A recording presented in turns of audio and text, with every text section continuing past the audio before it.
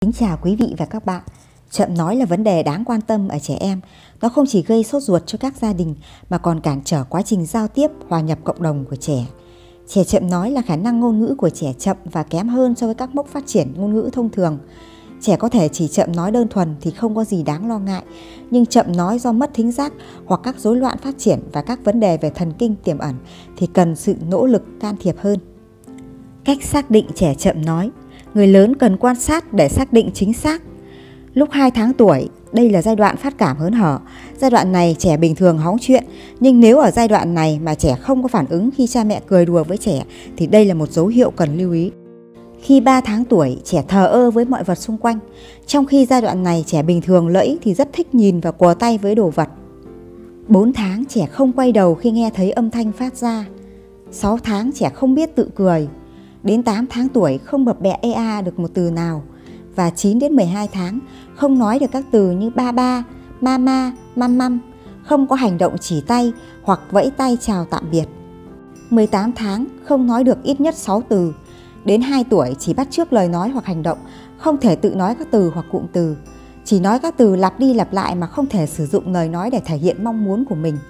Trẻ không nói được một câu nào hoàn chỉnh, dù là câu đơn giản nhất, và cha mẹ cũng không hiểu được phân nửa những gì trẻ nói. Vậy nguyên nhân nào dẫn đến tình trạng trẻ chậm nói? Gồm có 2 nhóm nguyên nhân, đó là nguyên nhân thực thể và nguyên nhân tâm lý. Nguyên nhân thực thể xuất phát từ những vấn đề tại các bộ phận cơ quan trong cơ thể đảm trách nhiệm phát âm như tai, mũi, họng, lưỡi, hoặc các cơ quan giữ vai trò chỉ huy ngôn ngữ như não và các trục trặc tại não. Ví dụ trẻ mắc các bệnh như hở hàm ếch, lưỡi ngắn, bệnh thính giác, bệnh loạn vận động, mất phối hợp động tác trong việc nói, viêm màng não, v.v. Nguyên nhân tâm lý do trẻ bị cú sốc tâm lý, do gia đình bỏ bê không quan tâm đến trẻ, hoặc quá cưng chiều trẻ cũng có thể trở thành nguyên nhân khiến trẻ chậm nói. Thường trẻ sinh non chậm phát triển nói chung nên cũng chậm phát triển ngôn ngữ. Ngoài ra có thể có các nguyên nhân như khuyết tật trí tuệ, bệnh tự kỷ, v.v.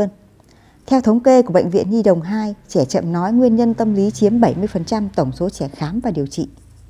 Sau đây là một số phương pháp can thiệp hiệu quả giúp trẻ chậm nói phát triển ngôn ngữ. Một là quan sát màu sắc trẻ thích.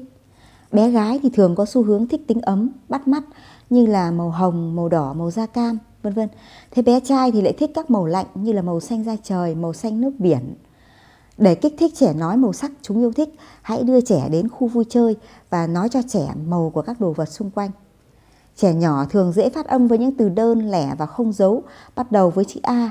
Vì vậy bạn nên bắt đầu bằng các hình ảnh quen thuộc như bông hoa, cái lá, v.v. để trẻ có thể nói theo bạn. 2 là chơi và trò chuyện cùng với trẻ.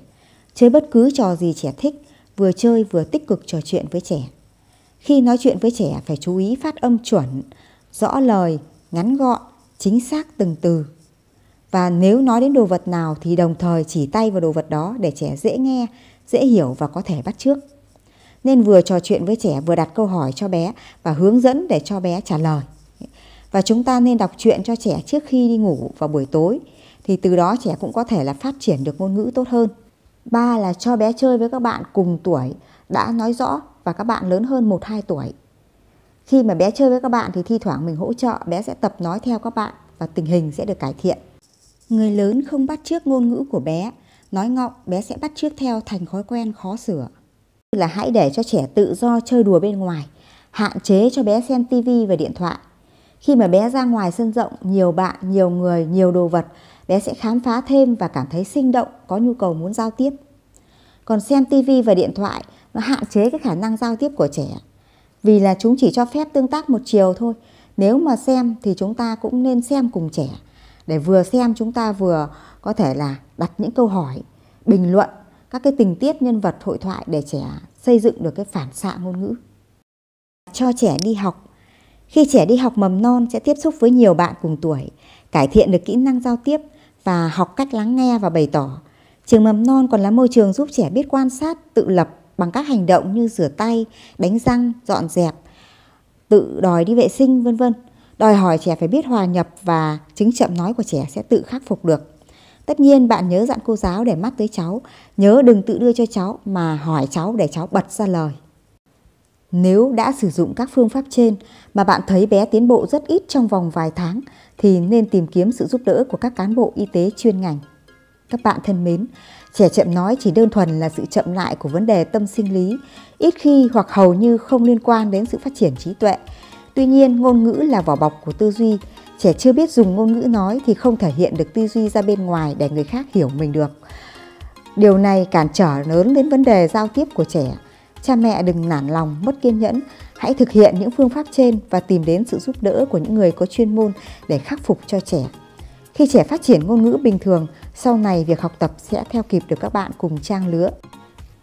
Hy vọng những kiến thức trên sẽ giúp các bậc phụ huynh bớt lo lắng và cùng con phát triển ngôn ngữ thành công. Cảm ơn quý vị đã lắng nghe. Hãy nhấn đăng ký kênh để theo dõi những video tiếp theo các bạn nhé. Xin chào!